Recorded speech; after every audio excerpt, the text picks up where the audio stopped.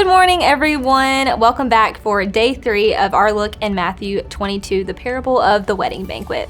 Yesterday, we went through verses 1 through 3. Jesus spoke to them again in parables, saying, "The kingdom of heaven is like a king who prepared a wedding banquet for his son.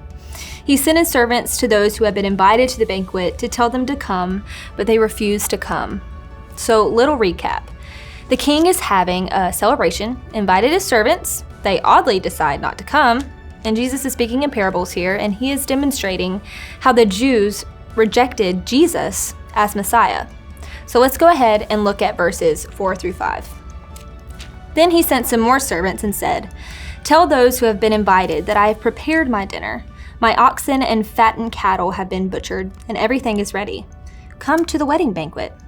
But they paid no attention and went off, one to his field, another to his business. So at this point, the servants have deeply disrespected the king. They face the likelihood of reciprocation, or depending on what kind of king this is, retribution. Surprisingly, however, the king graciously extends a second request. The king is saying, "But I've prepared the dinner. There's a seat for you at the table. You don't have to pay to get in, just come as you are." In other words, the king is saying, "You don't know what you're missing." And while he isn't begging on his knees, it might be the royal equivalent. The king really wants these people at the party. And I think that this portion of the parable perfectly demonstrates how the Lord calls people to himself. Although rejected, God continued to pursue his chosen people. God would not give up on them.